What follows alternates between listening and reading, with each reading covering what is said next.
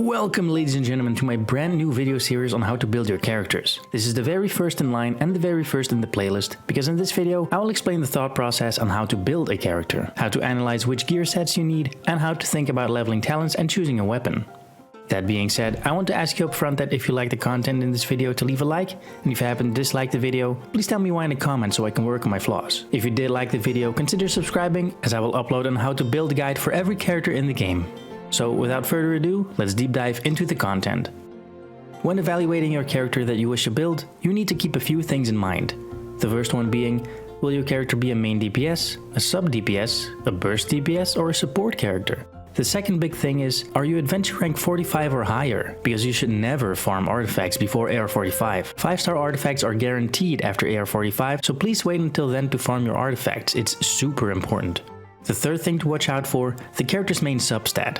What I mean by this is the stat that is increased when ascending and leveling the characters. This can be crit rate, crit damage, energy recharge, or even elemental damage increase. With all this information, let's look at the 4 different character roles. A main DPS should always have priority in attack, crit rate, and crit damage. When choosing your flower and plume, be sure to have attack percentage, crit rate, and crit damage on it. Preferably all 3 of them should you get such a god roll. The Sans needs to be attack percent, with the other 2 crit stats as substats. The Goblet needs to be the damage type that this character does. Physical Goblet for a physical damage character, elemental damage for that character's specific element. The circle needs to be crit rate or crit damage. Depending on the character's main substat, this changes. If your character has a main stat of crit rate, build for crit damage, and vice versa. If your character already has high crit rate due to the other artifacts, build for crit damage, and vice versa. When it comes to talents, you will need to prioritize the basic attack talent over other ones. Then when it's a character that can pull off a lot of skills before a burst, level the skill first, or the other way around. A sub DPS can be built almost exactly the same as a main DPS.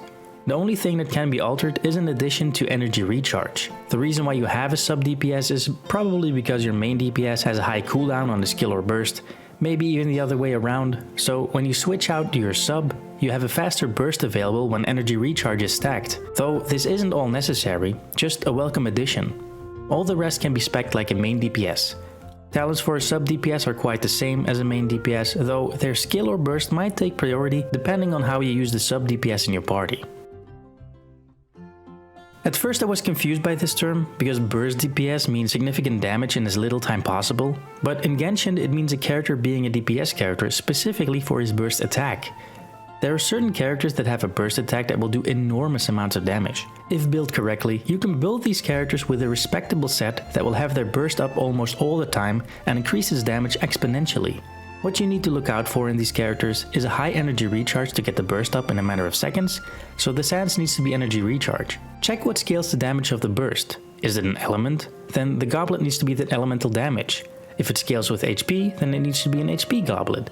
If it's defense, well, defense Goblet. The circlet will then also be a check on the character's main substat and scalability. Does the character need crit rate or crit damage, or does the burst scale with HP or defense, then you select the circlet accordingly. Since this is a burst DPS, you will need to prioritize the burst talent, of course. Do not neglect the skill, since this is the battery for your burst. Unless your burst DPS is the same element as your main DPS, then you will get the particles from your main DPS instead. You don't need to level up the basic attack here, since you only utilize the burst. A support speaks for itself. This character is someone that you will change into, use a skill or burst, or both, and switch back to your DPS. These characters will need to be stacked almost exactly like a burst DPS. Actually, not almost, they have to be stacked exactly the same. The only reason I made a subcategory for this is because they will need different sets. Talents for support get their skills and burst leveled, not ever their basic attacks, because you will never ever use it.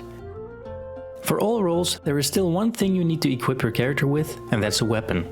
A weapon ties directly into the character's attack power, but all weapons have secondary stats. That secondary stats need to reflect the thing that your character needs most. Burst DPS will of course need energy recharge, and a DPS can need attack percent, crit rate, or crit damage. A support might need elemental mastery instead of energy recharge. This is all character specific and will be talked about in each character's video.